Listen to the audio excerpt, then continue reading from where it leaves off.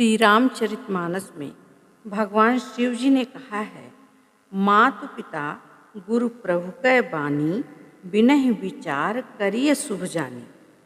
अपने माता पिता, गुरु और प्रभु का कहा हमें बिना विचार किए मान लेना चाहिए और तदनुसार कार्य करना चाहिए, क्योंकि वह हमारे लिए शुभ अर्थात कल्याणप्रद और हितकारी ही होता है। यदि हम अपने गुरु की आज्ञा को अपने विचारों की कसौटी पर परखने लगें और उनके अनुसार करने का निर्णय ले लें, तो उससे प्रतिकूल जाने पर हमें शुभ के स्थान पर अशुभ फल की प्राप्ति होती है। गुरु के वचनों पर श्रद्धा न लाने का क्या परिणाम होता है, इस कहानी के माध्यम से आपको बताएंगे। एक बार की बात है कि एक गुरु और उनका शिष्य नगरी नगरी भिक्षा प्राप्त करने के लिए एक नई नगरी में पहुंचा। थके हुए गुरु ने एक छायादार वृक्ष के नीचे विश्राम किया। तब तक शिष्य भिक्षा में प्राप्त थोड़े से पैसों से कुछ भोजन की व्यवस्था करने बाजार चला गया।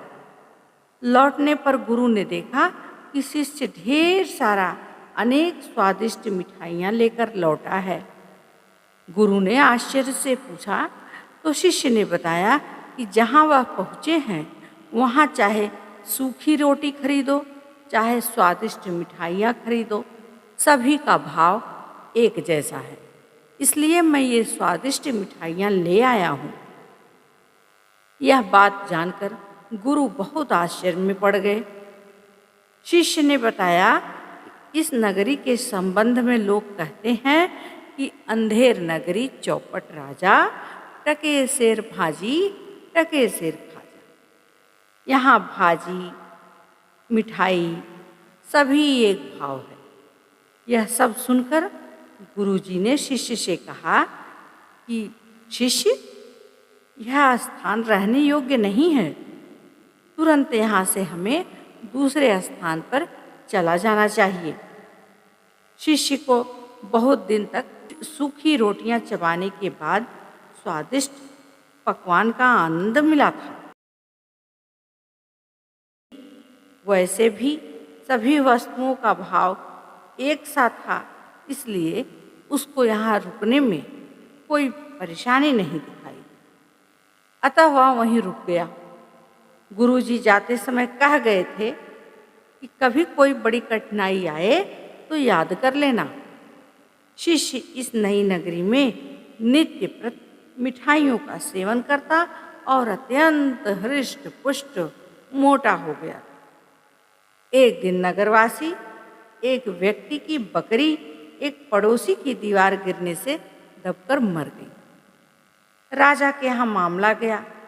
राजा ने न्याय करते हुए जान के बदले जान के आधार पर पड़ोसी को प्राणदंड दिया, किंतु न्याय की प्रक्रिया में एक के बाद एक सबूतों का आना आवश्यक था।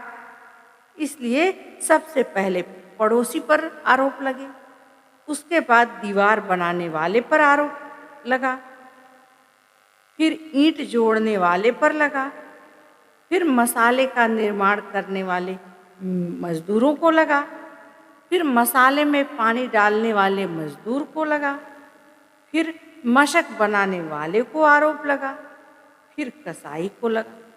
इस प्रकार आरोप प्रत्यारोप होते होते अंत में जिस व्यक्ति को प्राणदंड के लिए भेजा गया, उसकी गर्दन बड़ी पतली थी, जो फांसी के फंदे से निकल जाती थी।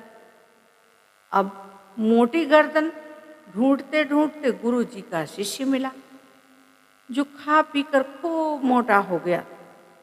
उसे फांसी चढ़ाने लगे, क्योंकि उसकी गर्दन फंदे में सही बैठ रही थी। शिष्य को अब गुरु की चेतावनी याद आई और अपनी नासमझी पर रोने लगा। उसने गुरु को याद किया। सिद्ध गुरु वहाँ पहुँचे और सारी बात समझी तो प्राणदंड देने वाले सैनिकों से वे उलझ गए कि शिष्य को नहीं, पहले मुझे फांसी चढ़ा। विवाद बढ़ गया तो राजा वहाँ पहुँच गए। गुरु ने बताया कि मैं इसलिए फांसी चढ़ना चाहता हूँ, इस मुहूर्त में फांसी चढ़ने से स्वर्ग का साम्राज्य मिलेगा। राजा ने कहा, मेरे रहते स्वर्ग के साम्राज्य पर कोई अन्य अधिकार नहीं कर सकता। इस प्रकार यह कथा यह बोध कराती है कि गुरु, माता, पिता, प्रभु, इनके वचन हम कभी कभी समझ नहीं पाते हैं, किंतु इन पर पूर्ण आस्था और विश्वास रखते हुए हमें उनका पालन करना चाहिए, क्योंकि अनुभव सिद्ध होने के कारण वे हमारे लिए कल्याणप्रद ही सिद्ध होते हैं और हमें गलत रास्तों से बचा लेते हैं।